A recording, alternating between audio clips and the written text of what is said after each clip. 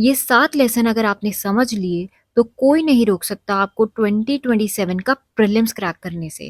These lessons will make you understand कि examiner क्या expect कर रहा है आपसे। इस वीडियो को एंड तक देखना, प्रीलिम्स के न्यू अप्रोच से रिलेटेड सारे डाउट्स क्लियर हो जाएंगे। तो चलो अब स्टार्ट करते हैं। Lesson number 1, UPSC doesn't repeat your expectations. आप लोग प्रिपेयर करते हो ट्रेंड के अकॉर्डिंग, बट यूपीएससी जो पेपर सेट करता है वो सिर्फ और सिर्फ सिलेबस के अकॉर्डिंग करता है। कंफ्यूज मत हो, मैं समझाती हूँ। अब एंशिएंट हिस्ट्री से रिलेटेड पीवाईक्यूज देखो। 2020 में एंशिएंट हिस्ट्री से रिलेटेड 3 क्वेश्चन आए, 21 में फिर से 3 क्वेश्चन, 22 में 1 क्वेश्चन। अब यहाँ पे नंबर ऑफ क्वेश्चंस डिक्लाइन हो रहे हैं। 22 में 1 क्वेश्चन और 23 में भी 1 क्वेश्चन। तो ऐसे बहुत सारे कैंडिडेट थे जो इन सालों में ये कंक्लूजन निकालते हैं कि we can even skip ancient history, क्योंकि 1-2 क्वेश्चन के लिए पूरा एंशिएंट हिस्ट्री कौन पढ़ेगा। बट ये कंक्लूजन सिर्फ ऐसे ही ड्रॉ नहीं हुआ। मोस्ट ऑफ द कोचिंग वालास स्प्रेड दिस मिसकंसेप्शन। तो कोचिंग इंडस्ट्री में भी यही बात चली थी कि ज्यादा ध्यान नहीं देने की जरूरत है, यहाँ पे बाकी सब्जेक्ट्स पे ध्यान दो। बट अब देखो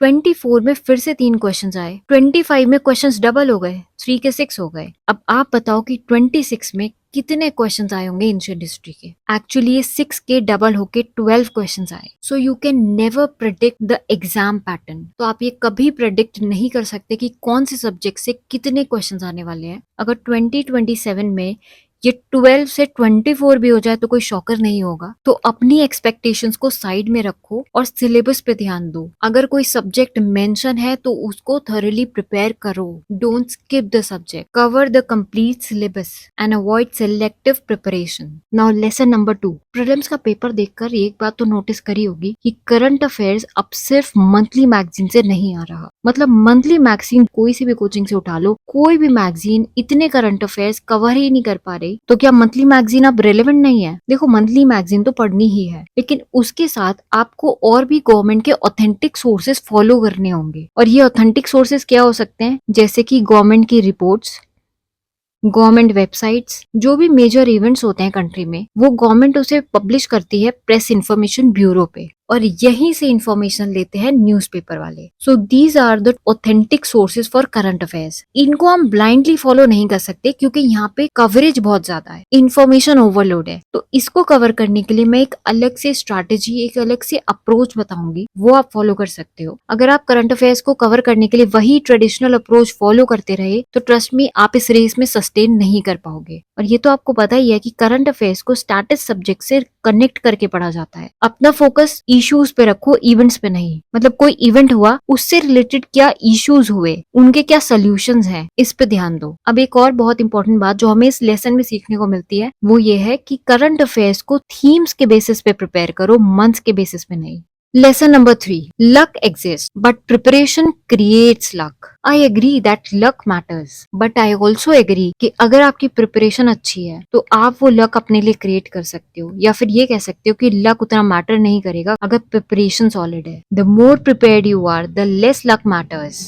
जैसे कि ये क्वेश्चन था कि शिप अगर स्ट्रेट ऑफ हॉर्मुज से क्रॉस हो रही है तो कौन सी कंट्रीज से गुजरेगी। अगर मैप्स अच्छे से करके गए हो तो ये क्वेश्चन आराम से कर सकते हो। So it's not your luck, it's the matter of your preparation. ये क्वेश्चन डायरेक्ट लक्ष्मीकांत से आया था। इस क्वेश्चन में अंडमान एंड निकोबार आइलैंड के क्लाइमेट के बारे में बात करी गई है। अगर आपने क्लाइमेट चैप्टर अच्छे से प्रिपेयर किया है तो आप ये क्वेश्चन कर लोगे। तो लक पे ध्यान मत दो, प्रिपरेशन पे ध्यान दो। Lesson number 4, emotional stability is a competitive advantage. देखो जो लोग कम डरते हैं, सोशल मीडिया पे ज्यादा एक्टिव नहीं है, ये जो फोमोस क्रिएट होता है मार्केट में, इससे अपने आप को बचा के रखते हैं, अपनी नींद पूरी रखते हैं और हेल्दी कंपटीशन फेस करते हैं, they are more emotionally stable. और ये बात बिल्कुल सच है that calm mind takes better decision in exam hall. जैसे कि सीजैटी देख लो आप, उसमें ये जो पैसेज आते हैं, अगर आप एंग्शियस हो, आपको एंग्जाइटी हो रही है कि आपका पेपर छूट रहा है, कंप्लीट नहीं हो पा रहा आप, या फिर मैथ से बहुत ज्यादा क्वेश्चन आ गए हैं, क्वेश्चंस आपसे सॉल्व नहीं हो रहे, तो ये जो इजी पैराग्राफ्स भी होते हैं ना, ये आपको समझ ही नहीं आते उस time. You just go blank और वहीं पे आप ये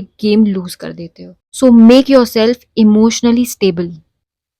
lesson number 5, you don't have to solve every question. ये बात समझनी बहुत इंपॉर्टेंट है और मैं यहाँ सीसैट की बात नहीं कर रही हूँ। I am talking about prelims GS paper 1। आपको लगता है that every question deserves an answer, but this mindset can cost you the exam, क्योंकि फिर आप नेगेटिव मार्क्स बहुत ज्यादा लेके आओगे। अब देखो ये क्वेश्चन है, जिन लोगों ने तुक्का मार के इसे सॉल्व किया था वो 100% नेगेटिव मार्किंग लेके आए।